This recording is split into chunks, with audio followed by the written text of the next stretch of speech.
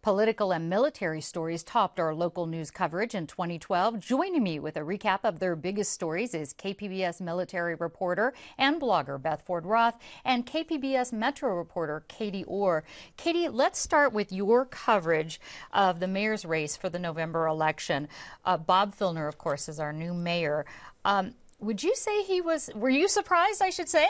Well, he's surprising in that he's the first Democratic mayor the city's had in decades. Typically, we've seen two moderate Republicans running against each other for mayor. And so to have someone as liberal as Bob Filner not only running but win, it is a bit unusual given the city's recent past. And let's talk about the actual race itself. It got very nasty by all accounts. Why do you think that is? Well, I think it is because we did see such extreme candidates. Carl DeMaio, who ran against Bob Filner in the general election, was pretty far to the right. Bob Filner's pretty far to the left. And so they just have totally opposite views on issues.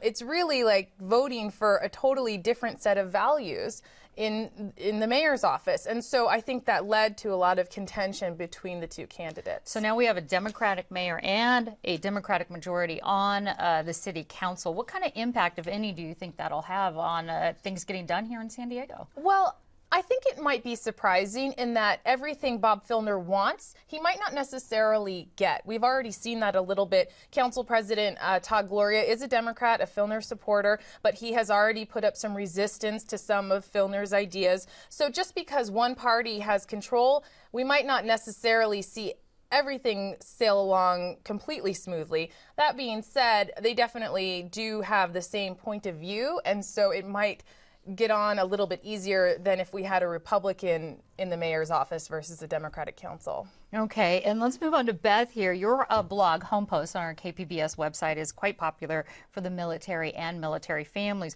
One story that you covered that went national, I think a lot of people remember, is your story about former Camp Pendleton Marine Gary Stein. Remind us of what he did and what he said. Well, this was back in March. And he was involved in a Facebook chat online, and he called Obama, or basically insulted Obama in regards to the new health care law, and said he would not follow any of his orders. Now, Obama is the commander-in-chief, and so that created somewhat of a problem. Tell us specifically, I think you have specifically what he said. Can you read that for us? I can. He said, quote, "As an active duty Marine, I say screw Obama, and I will not follow the orders from him, all orders from him." What was the Marine Corps' reaction? Well, he was less than honorably discharged from the service with the thought that when you are a Marine, you're representing something greater than yourself. You're representing the country. And while there is freedom of speech, when you're in the military, that is sort of tempered a little bit by the Uniform Code of Justice. You can't say whatever you want, and you can't really support outwardly a political candidate or, in this way, criticize the commander-in-chief or anyone in your chain of command, actually. Most Marines know this, correct? Or people enlisted, they know going in that you follow your commander-in-chief? I got a lot of feedback from people in the military who said, you know, he should have known better, that when you're in the military, it's just a different set of rules, and that's understood. And then again, he had a lot of supporters, including, ironically, the American Civil Liberties Union, because a part of his huge support was with conservatives, but the American Civil Liberties Union actually backed him and supported him, saying it was a matter of free speech. Okay, let's move on to another controversial story that you reported on about military mothers breastfeeding, which was sparked by this picture. I remember it quite well. A lot of people do. Yes, give us a recap of that. Well, again, this had to do with the power of social media. There was a push to support women breastfeeding, actually up at a military base in Washington, Fairfield Air Force Base.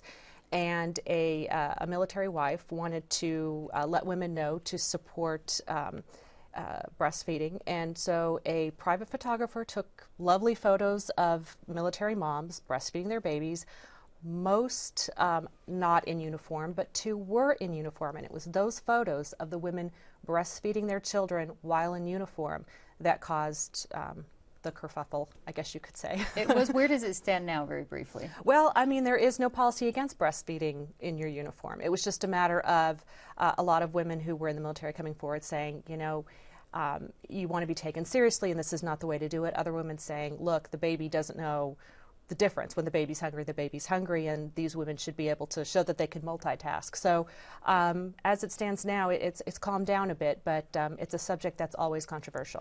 All right, we are out of time. KPBS Beth Ford Roth and Katie Orr, thanks so much for recapping the stories. We look forward to your new stories next year. Thank you. Thank you.